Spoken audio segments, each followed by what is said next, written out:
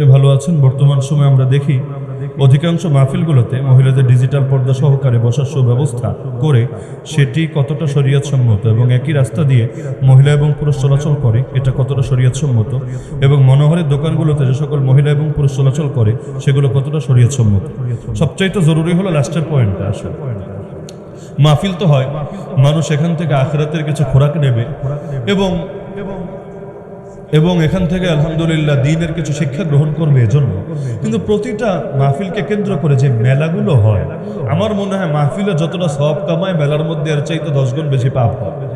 কারণ সেখানে আসলে শরীয়তের বালাই কম থাকে, একদম অবাধ ফ্রি মিক্সিং থেকে শুরু করে আরো বিভিন্ন ধরনের পাপ, ঝগড়াঝাটি, গীবত, শিকায়েত, মিথ্যা, গান বাজনা সবই চলতে থাকে সেখানে। এজন্য আসলে মাহফিলের আশপাশে যে মেলাগুলো হয়, আমার মনে হয় এটার ক্ষেত্রে কিছু সতর্কতা অবলম্বন করা দরকার, ফিল্টারিং করা দরকার। হ্যাঁ, মেলা থেকে অনেক সময় মাহফিল কমিটি একটা সাপোর্ট পায়, কোনো কোনো জায়গায় মেলা হতেই দেয় না, যেখানে হতে দেয় আমি মনে করি কিছু শর্ত সাপেক্ষে এবং একটু তত্ত্বাবধানের সাথে করলে জিনিসটা সুন্দর হয়। সেটা হলো সেটাকে কেন্দ্র করে যাতে এমন না হয় যে বিভিন্ন পাপের পরিবেশ হবে এবং মাহফিলের শ্রোতার চাইতে মেলার মধ্যে মানুষ গিয়ে বেশি আড্ডাবাজি করতে থাকবে। ওইটারে যদি নিয়ন্ত্রণ করা যায়, চাইলে নিয়ন্ত্রণ করা সম্ভব। এটা 10 জন 20 জন যুবকই যদি উদ্যোগ নেয়, এটা নিয়ন্ত্রণ করা কোনো ব্যাপারই না। কিভাবে করতে হয় এটা আমার চাইতে আপনাদের ভালো জানা আছে।